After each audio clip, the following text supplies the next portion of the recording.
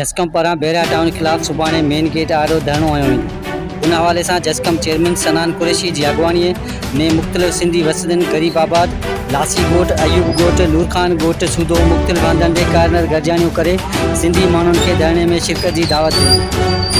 उनमोद के तकरीब के जसकम के मरकजी अगवान दीदार शाम इलाही बश्क बिकक शबीर राजपर असगर बिलोही अनवर जमाली अब्बास जतोई पप्पू भुट्टो सईद चांडियो इरफान बुलेरी और बेन पिण खिताब किया। जसकम पारां कहिड़ियूं तैयारियूं कयूं वियूं आहिनि घणा भरपूर तैयारियों हैं। पूरी सिंधी कौम जेका है न धरने में शरीक थींदी। असां अॼु जो जेको असांजो हिते लासी ॻोठ अचण जो जेको मक़सदु असां जेके लासी ॻोठ या गैरतमंद ॿाहिरि आहिनि उन्हनि खे असां दावतूं ॾिनियूंसीं। सभिनी यकीन ॾियारियो त सुभाणे असां ईंदासीं। जेको भी सिंध खे पंहिंजी माउ सम्झे थो उहो सुभाणे वारे धरणे में शरीक थी करे क़ौमी बदी जो सबूत ॾींदो त जीअं सभिनी खे ख़बर पए सिंध जा मालिक ऐं वारिस असां सिंधी आहियूं, ॿियो केर बि कोन्हे। असां सभिनी गैरतमंद भाइरनि खे दावत था ॾियूं।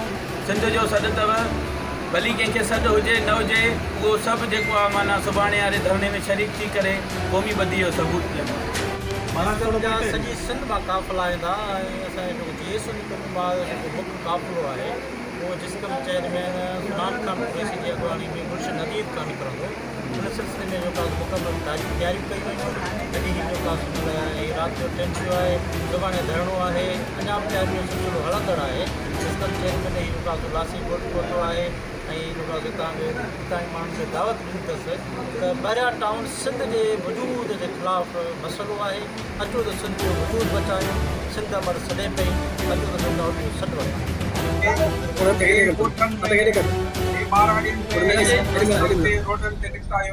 अॼु लासी ॻोठ पहुता आहियूं ऐं शहीद मशीद खान जो पैगाम कराची सिंधियुनि जे तव्हांखे यादि हूंदो तॾहिं माना वज़ीरस्तान मां पठान काठगोड़ ते उन्हनि खे आबाद कयो वियो। पीपल्स पार्टी वारा उन्हनि खे पैगाम ॾिनियूं। पीपल्स पार्टी वारा उन्हनि खे खेमा बनाए ॾिना हुआ। उन्हनि खे शहीद सिंध मशीद खान कुरैशी चैलेंज 24 कलाकनि जो चयो वेंदो त बाबा 24 कलाकनि जे अंदरि ही खेमा खोलियो त ॿी सूरत में असां ईंदासीं। तव्हां ॾिठो हूंदो शहीद मशीद खान कुरैशी पंहिंजे हज़ारे कारकुननि सां कैंप खोले करे माना वज़ीर उन्हनि खे भॼायो ऐं भॼी जसकम सनान खान जी